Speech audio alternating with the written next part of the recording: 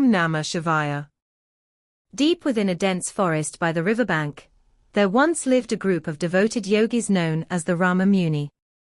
Gifted with divine insight, these yogis were blessed with the rare ability to witness Lord Shiva himself. Year after year, they performed their sacred rituals with unwavering devotion, preparing offerings for their beloved deity. One day, as part of their ritual, they cooked a special dish, milk payasam infused with wild fruits gathered from the forest.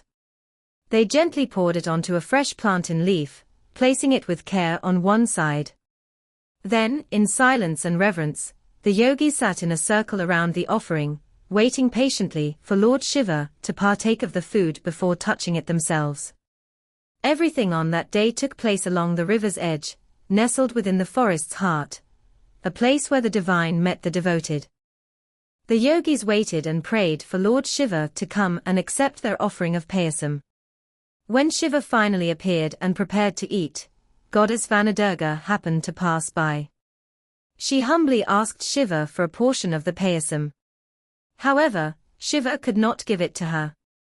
The offering was made specifically for him by the yogis, who were spiritually powerful and deeply aware of Shiva's presence.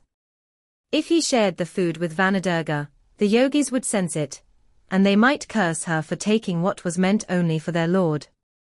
Understanding this, Shiva paused and chose not to eat. As a result, the yogis, waiting to eat only after Shiva, continued their fast. Seeing this delicate situation, Vayudeva, the god of wind, stirred a gentle breeze through the forest. The breeze lulled the yogis into a light meditative slumber. During that divine moment, Shiva quickly picked a fish from the river, wrapped it in a plantain leaf, and grilled it using the embers left after the payasam had been cooked. He placed the grilled fish beside the payasam, and, together with Vanadurga, quietly ate. After eating, they disappeared into the forest. When the yogis awoke, they saw that the payasam had been consumed, a sign that Shiva had accepted their offering. But to their surprise, one side of the plantain leaf was mysteriously burned. Though they wondered what had happened, they could not understand the reason behind the burnt leaf. From that day on, the same event occurred every year.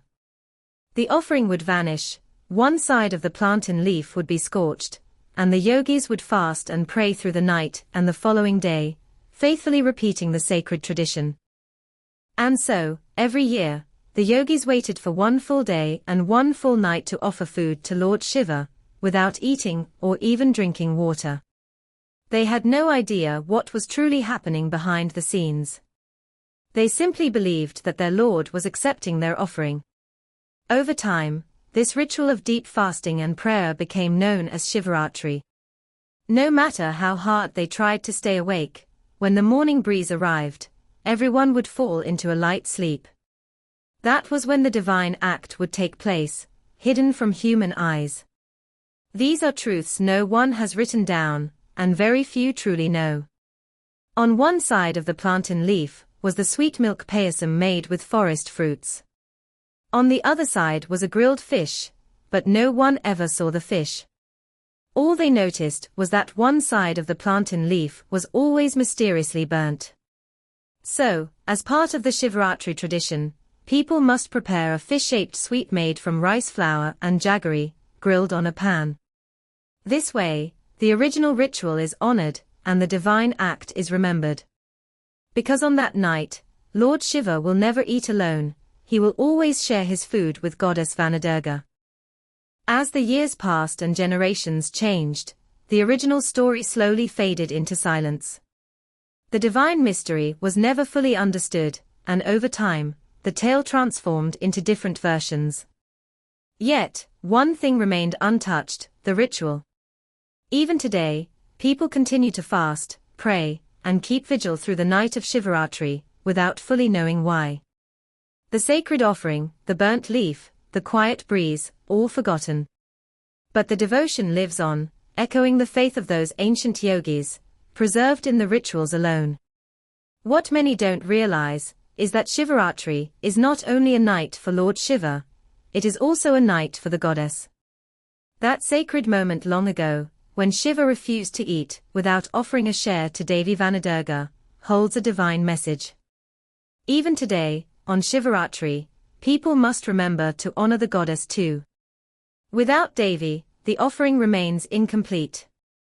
True devotion lies in remembering both, the Lord who waited, and the goddess, who was quietly included in his blessing.